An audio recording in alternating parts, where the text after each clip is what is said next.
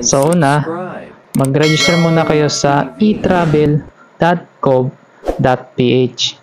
Yan. And enter your email address. Pagkatapos i-enter ang email address,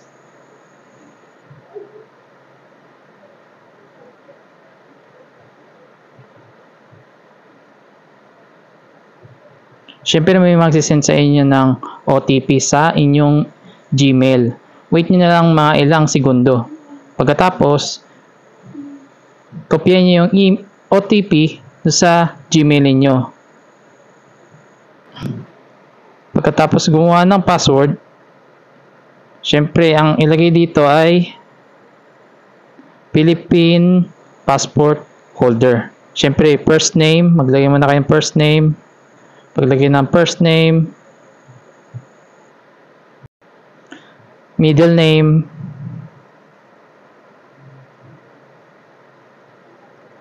and then last name. Pagkatapos nun, inyong birthday, pati mobile number.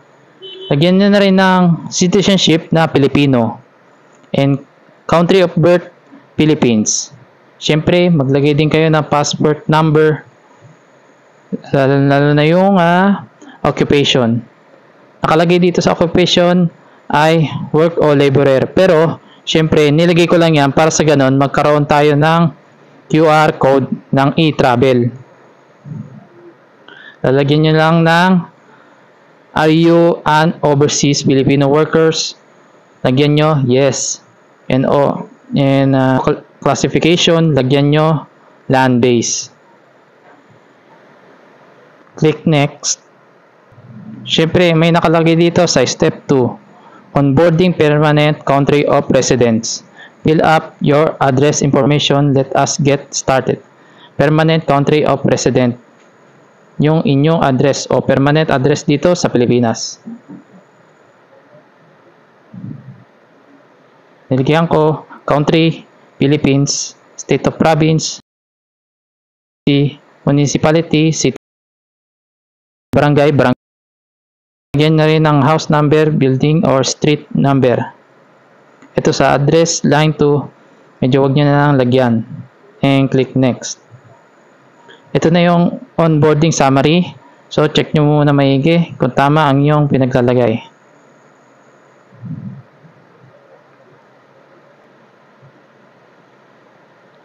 Siyempre, pagkatapos nun, may nakalagay dito na new travel declaration.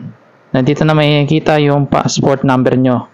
Itong nakalagay na new travel declaration, i-click nyo yan.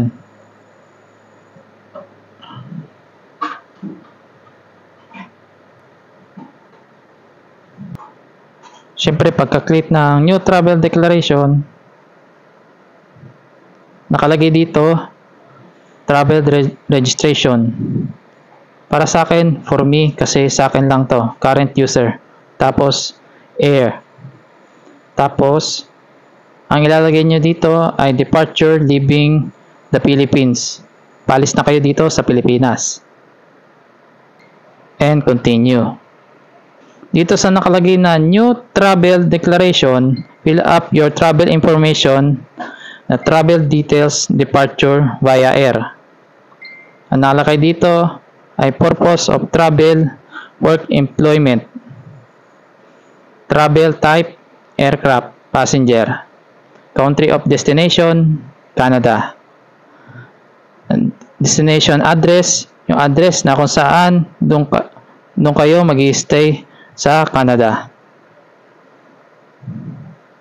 Flight information, araw kung saan ang inyong pag-alis.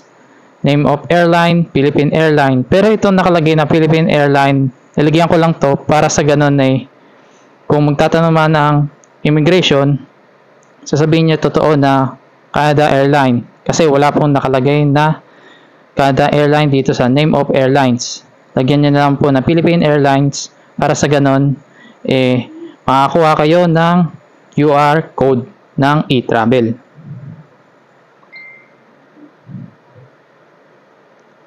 And then next, yung flight number.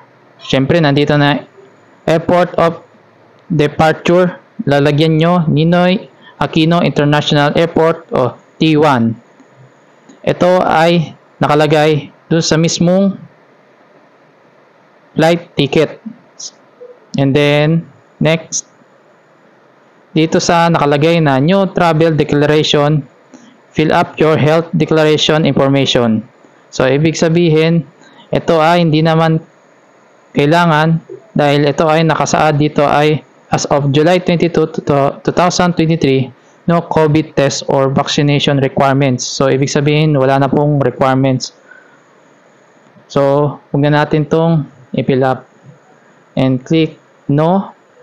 Siyempre, nilagyan ko dito, have you been sick in past 30 days? Nilagyan ko din no. And then, next. Pagkatapos ng next, siyempre, ito nakalagay dito ay travel details departure via air. Yung mga impormasyon at yung mga flight information na sinaad nyo kanina lamang. And submit. Siyempre, bago nyo muna i-submit, check nyo muna maigi yung mga information na sinaad nyo kanina para sa ganon, wala na po kayong balik.